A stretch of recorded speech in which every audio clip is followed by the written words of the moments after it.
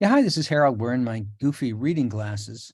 Uh, I thought I would read you a piece that I did 14 years ago when my wife had a heart infection. And this was actually from the American Prospect. It was called Lessons from the ER. And I should say before I read this, that this is that I wrote the initial draft of this essay while I was sitting in the waiting room in the hospital. And the essay only had two problems. One was that it was just terrible. But the second was I didn't realize that it was terrible because I was so messed up, worried about my wife being sick. And I remember my editors at the American Prospect, Mark Schmidt and Ezra Klein, really saving me from myself. And they put a lot of time in to help me with this. So, editors are just an incredible asset, not least because they protect you from yourself if you have something that's just bad in a way that you're missing, or in some other ways really not going to help you. Anyway, here's the piece. It's called Lessons from the ER. Navigating a family health emergency, one policy expert learns it's not just doctors who make mistakes, systems can make them worse. I held my wife Veronica's hand as the technician applied cool gel to her chest. At first, the ultrasound images were the fuzzy black and whites I remembered from before our daughters Rebecca and Hannah were born. After a few touches to the LCD screen, a breathtaking three-dimensional movie began to run. It featured Veronica's heart, its thick walls beating yellow against a black background. The technician maneuvered a trackball to reveal the various parts that were undulating in unison. Colored regions displayed blood velocity and turbulence through the different chambers. Suspended in virtual space, Veronica's heart looked every millimeter the impregnable pump I had always assumed that it was. Veronica is 46, does 4 hard workouts every week on the stepping machine, eats sensibly, and has a resting pulse of 60. So when she woke me at 2 a.m. and calmly reported funny chest pains radiating to her shoulder blades and down her arms, the obvious came to mind, but it was hard to believe. Veronica and Rebecca had been coughing and feverish for a week. The three of us had embarrassing cold sores, acid reflux, a sore diaphragm. Anything seemed more likely than a heart attack. You need a hard head and a soft heart to manage a loved one's medical emergency. It's surprisingly easy for smart people to be nudged by circumstance and human frailty into doing careless or foolish things. We had 2 sleeping daughters across the hall. The thought of them waking up to flashing ambulance lights was daunting. We worried about leaving them or dragging them to an emergency room. Still, Veronica had never felt anything like this. We had to do something. So we threw on some clothes and drove to the 24-hour urgent care center a half mile from our home. Several people made mistakes in Veronica's care. The worst and most deadly mistake was ours, going to this urgent care center. Veronica's symptoms demanded a 911 call. I knew better, or I certainly should have. I am a certified expert, director of the University of Chicago Center for Health Administration Studies. I've served on expert panels of the Institute of Medicine, no less. I was swayed to discount what was happening. Veronica, a clinical nurse specialist, was too, by disbelief, by her recent illness, and by her general fitness. We were also swayed by the expected hassle and expense of an ER visit. We envisioned paying a large bill to be prescribed some Tums. Last year, Veronica went out of network for some urgent care that cost us $700. In part, we hesitated because that's exactly what the modern health insurance system is designed to make us do. A quarter century ago, the Rand Health Insurance Experiment, HIE, established the basic argument for deductibles and copayments in insurance. HIE remains the most important policy experiment in American history. Its most potent finding was that people who got free care used 40% more services than did others assigned to cost-sharing plans. Yet the free care produced little measurable additional benefit for the average patient. These results are often cited in support of copayments and deductibles designed to discourage inappropriate use. Policymakers and payers are particularly concerned about the real and alleged overuse of emergency care. Charging higher copayments is one obvious response. It seems counterintuitive that demand for ER services would be sensitive to price. If you slice off your finger with a steak knife, you won't be thinking about the money.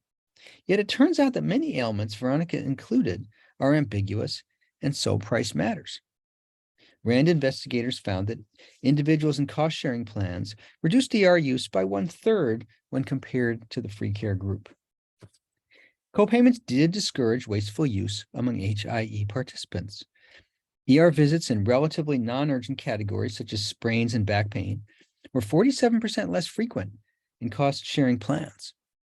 Unfortunately, copayments also discouraged appropriate use. Participants enrolled in the cost-sharing plans were 23% less likely to seek ER care for, quote, more urgent, unquote, problems, including fractures and asthma. Most patients cannot reliably distinguish appropriate from inappropriate ER use. In many cases, even experts find the distinction fuzzy. I once co-wrote a study of a managed behavioral health care plan that imposed a 50% copayment on psychiatric ER use. Do we really want to impose these barriers when someone feels that funny chest pain? Or how long do we want her to dither before she seeks help? Veronica and I made a critical decision in choosing the urgent care clinic. Your first medical provider in an emergency determines who will frame the initial hypotheses of your illness, who will coordinate your care, and often the person who hears the cleanest direct account of what's wrong. I had never been inside this imposing structure, which advertises and charges as an emergency department affiliate of a local hospital. We arrived to find it nearly empty. The staff promptly took an electrocardiogram, EKG, that looked normal and administered aspirin and nitroglycerin.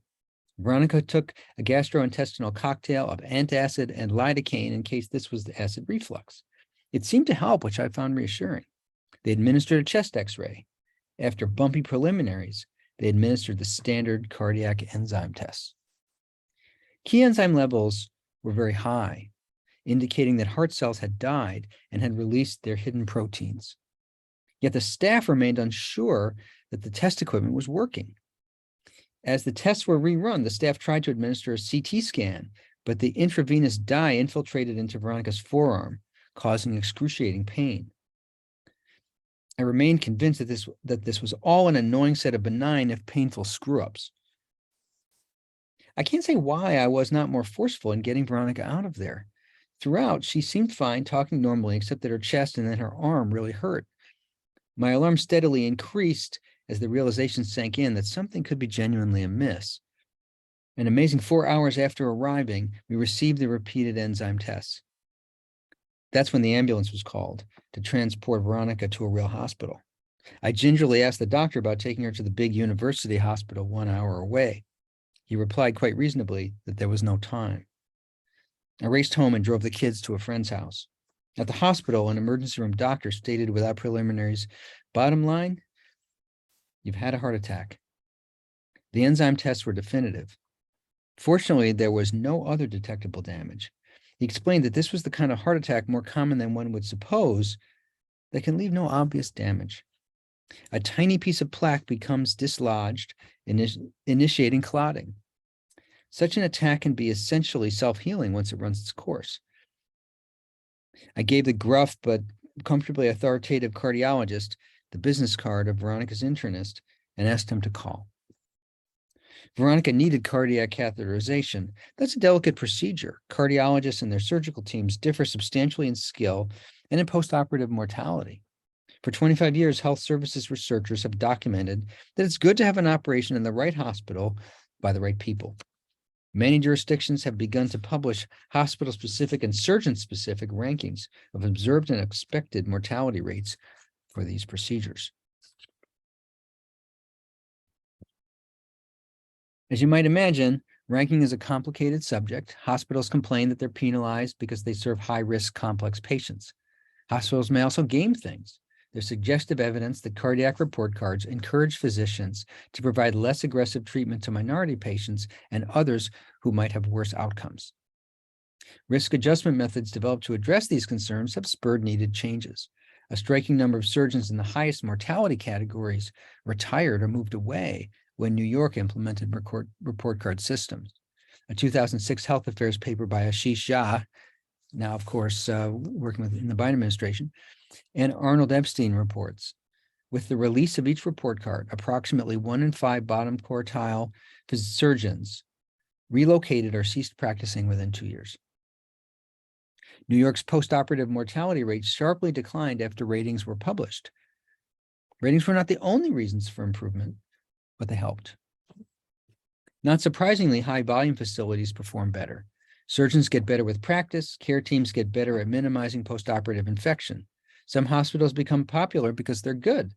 Others become good because they're popular. Which came first?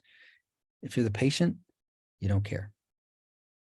There are ongoing debates about whether cardiac catheterization and other delicate services should be provided by a small number of high-volume regional centers.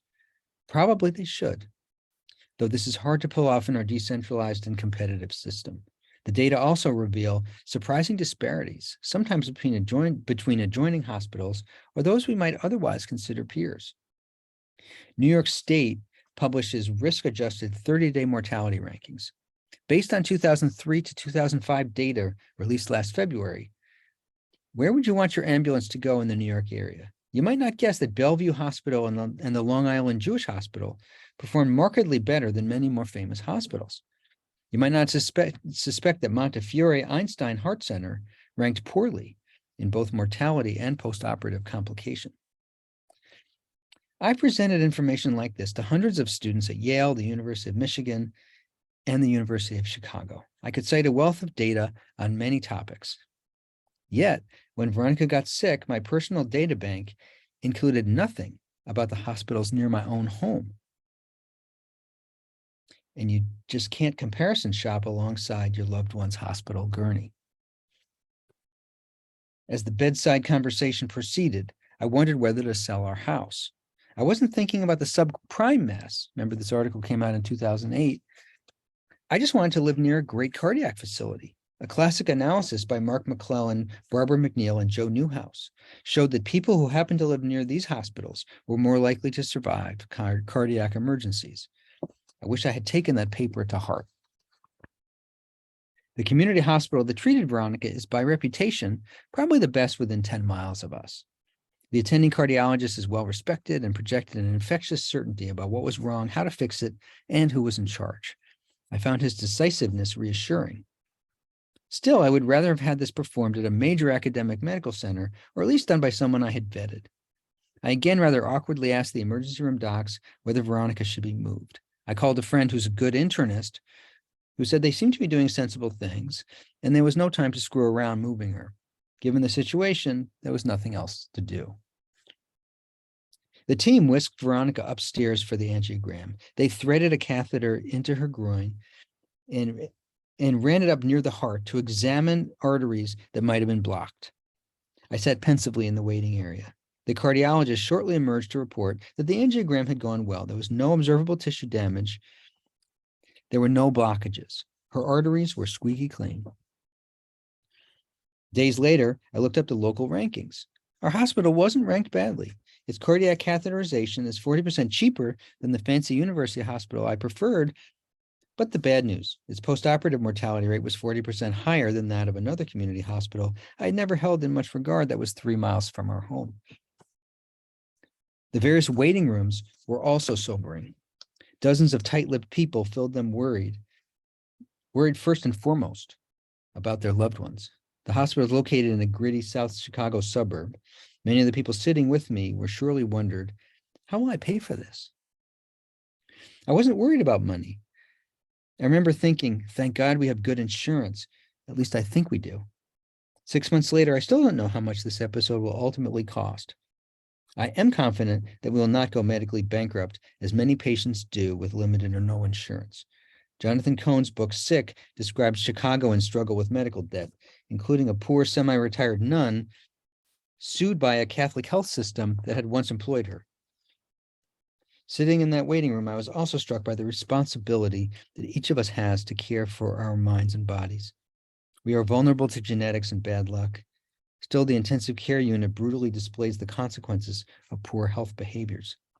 Surprising numbers of young people are there, suffering and dying sometimes and when this just doesn't have to be. It's hard not to notice something else too. The waiting room, like so many others I've frequented in my 15 years in public health, were filled with people of color. Public perceptions of racial and ethnic disparities are shaped by headlines about homicide, substance use, infant mortality, HIV. Mundane cardiovascular diseases exact a far heavier toll in minority communities, within which child and adult obesity have markedly worsened and other cardiovascular risks. I fear that waiting room may need more chairs, looking at the current data. Within a few hours after the angiogram, Veronica was in intensive care and we began to digest the bizarre news. Once the anesthesia wore off, she felt real chest pain, but was otherwise amazingly normal. Wired up to the monitor, she was soon sitting up doing her cross stitch, joking with my sister, asking about the kids. An infectious disease specialist came through and treated her cold sores. Things became boring. By the way, reading this 14 years later, there's a number of things in here that I would give a very low grade about cultural competence and sophistication about disparities. That I could write a separate essay about that. Veronica stayed in that ICU for 3 days. A pneumatic messaging tube thwonked loudly and randomly throughout the night. Various machines would beep if Veronica moved her arm and impinged on some tubing. On top of that, Veronica was in pain, which the cardiologist explained later was a normal reaction to blood returning to the damaged heart areas. The effect is grueling. Sleep disruption is a prominent cause of what is charmingly labeled ICU psychosis. Despite that, the staff provided much wonderful care. A community hospital ICU resembles what hospital care often used to be: kind nurses in an unhurried environment where they could pay close attention to the patients. Veronica spent her last 24 hours in that hospital on the regular floor. Fewer nurses were responsible for more sick patients. Veronica was in pretty good shape by then. She saw her nurse 1 or 2 times, not much more. The cardiologist and the local attending shook our hands, assured Veronica she'd be fine, and sent us packing. I was nervous but happy to bring Veronica home. 48 hours earlier, she had been wired up in a cardiac ICU. Now no medical provider seemed all that interested in even seeing her. We made an appointment to see the cardiologist nearly 1 month later. We called Veronica's younger university internist. I would have thought the words, "I had a heart attack," would provide some scheduling advantage, but apparently not. The medical center is de-emphasizing primary care. It's hard to make money on these services in a tertiary care setting. During the 10 days before we saw the internist, Veronica dutifully took her medications and set about recovering from her illness and from the grueling days in the hospital. Recovery was slow. She had trouble climbing stairs, got winded a lot, and needed a lot of sleep. Internists have taken some hits in recent years. A March New York Times story noted that dermatologists earn twice as much and work 10 fewer hours per week. The Times quotes an aspiring dermatologist as saying that internal medicine is, quote, viewed as easy because anyone can get into it. Since preventive medical care cases can be, quote, humdrum, unquote, he said, there's a, quote, lack of respect for what they do. Although that student doesn't know it, apparently, internists are the linchpin of our medical system. As described in Jerome Groopman's beautiful book, How Doctors Think, physicians make sense of a disorganized jumble of data, recognize latent signs of trouble, chase down patterns when things don't look right, and help patients form a coordinated care plan. Veronica's internist started the 30-minute appointment with a jaw dropper, though. I want to hear what happened straight from you. I should say at the outset that I don't think you had a heart attack. Before that appointment, he had mastered Veronica's hospital record. That already put him miles ahead of most other doctors. It just didn't look right that a healthy gym rat would have a sudden heart attack with no warning and no detectable damage. He had a hunch, which he checked out with 5 or 6 senior colleagues. They agreed that a viral infection of the heart, viral myocarditis, was more likely. He took an EKG, which revealed Veronica's resting pulse of 47. She had previously been so fit that her normal heart rate was already quite low. The beta blocker she had been prescribed was too potent, and nobody was monitoring it, making her one of many people who become sick from their medication. Mercifully, the internist tapered the beta blocker. He also arranged for an echocardiogram in order to make a more definitive diagnosis. That echocardiogram is where this article began. 2 days after the echo, we sat in an examining room with a university cardiologist, a wonderfully effervescent small man with a flowing gray beard and an Irish brogue. My heart initially sank when he said, "I have not read your chart. I want to hear from you." He proceeded to ask Veronica in detail about everything that had happened. Veronica tried to be efficient and precise to fit the confines of our visit. "Slow down," he said. "We have plenty of time." "Did the cardiologist say your arteries look clean or squeaky clean?"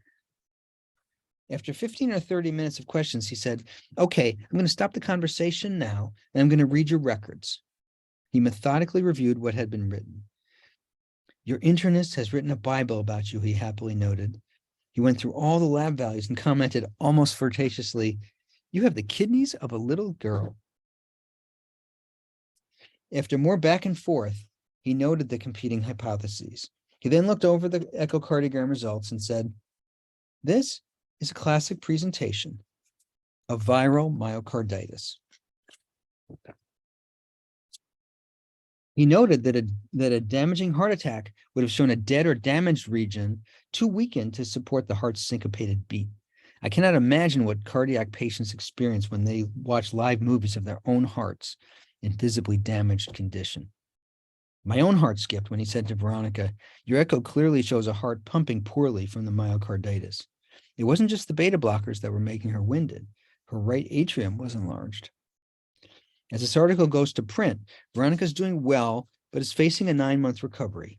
We have one loose end.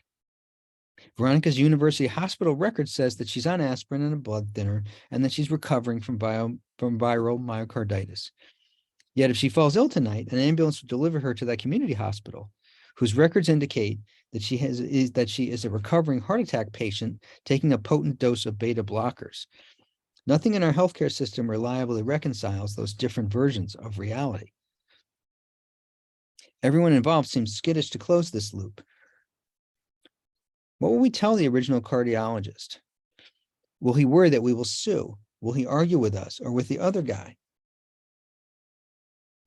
People draw their own lessons from intense experiences.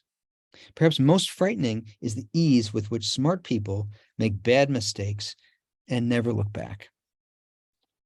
Cognitive psychologists have documented the impact of imperfect heuristics and biases on medical decisions. It's hard to overstate the power of getting stuck in a groove, particularly when psychological crosswinds or workplace pressures distort our thinking. A wealth of data confirms this observation when we're driving a car, buying a house, or diagnosing a seriously ill patient. Such findings provide a human frame through which to view many mistakes in Veronica's care, including mine. Our community hospital really did a great job that first day. The cardiologist performed an expert angiogram. We're grateful, even knowing that they overlooked the myocarditis when Veronica's presentation cried out for this diagnosis. She had recently experienced a bad viral infection. She had no signs of artery or heart tissue damage consistent with a heart attack. Every doctor I know has said, "Yep, of course, viral infection." Medical errors seem so much more egregious in hindsight than they actually are. Groupman's How Doctors Think recounts many serious mistakes, but also several heroic diagnoses made when doctors spot things others have missed. But many of these cases just don't seem that hard. The chronic anorexia that turns out to be celiac disease, the ER patient with chest pains who turns out to have unstable angina, the overlooked infected abscess. These examples are frightening because they reveal how skilled professionals can go astray. I can't say why Veronica's doctors missed her heart infection, but I have some clues. For one thing, Veronica's doctors never performed an echocardiogram. Such missed opportunities are common. Tajil Gandhi of Brigham and Women's Hospital and colleagues recently examined closed malpractice cases involving missed or delayed diagnoses. More than half included some failure to order the appropriate diagnostic test. This pattern may be hard to generalize.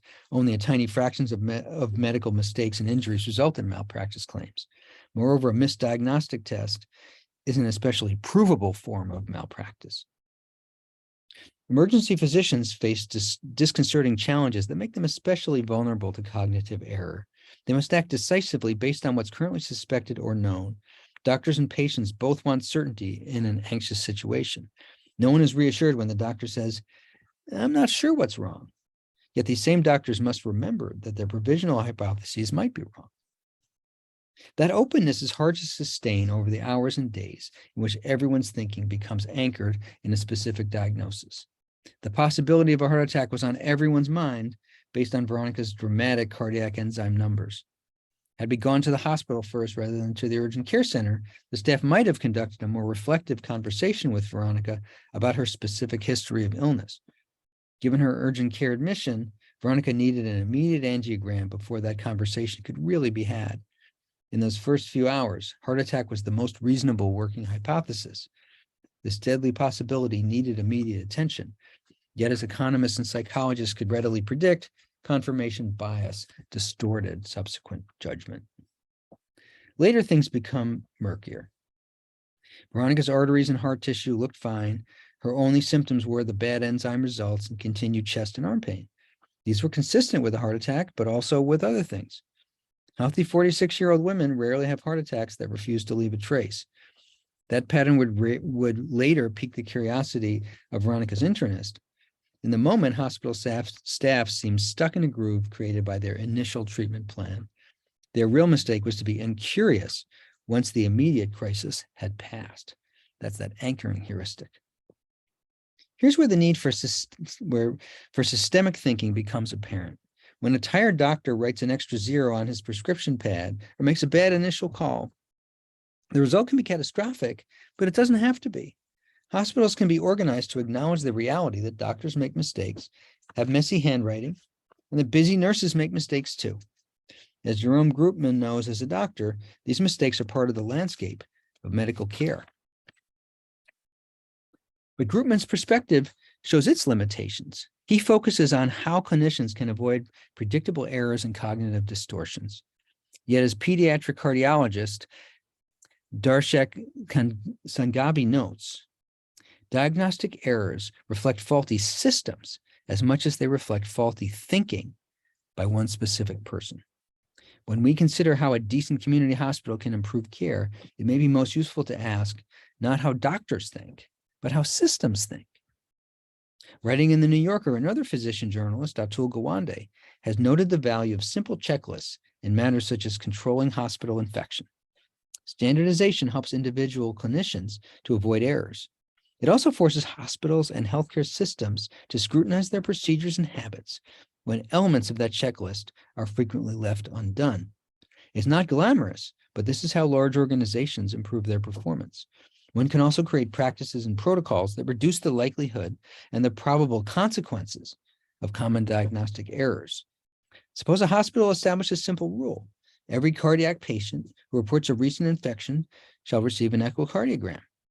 Such a rule or more refined alternative would probably have saved us much time and trouble. Some things can't be easily replicated. Our internist brought a fresh perspective distanced from the initial emergency. Equally important, he operated in a hallway culture that encourages questioning and provides backup when things don't add up. He could ask several smart colleagues about what might have been missed. That's a key advantage of academic medicine. Given my health policy credentials, I'm embarrassed that I navigated this emergency relatively badly and generally felt no less bewildered than anyone else. I guess the final lessons are more personal. We must forgive ourselves and forgive others for our near misses. And then we must learn from these experiences. The end.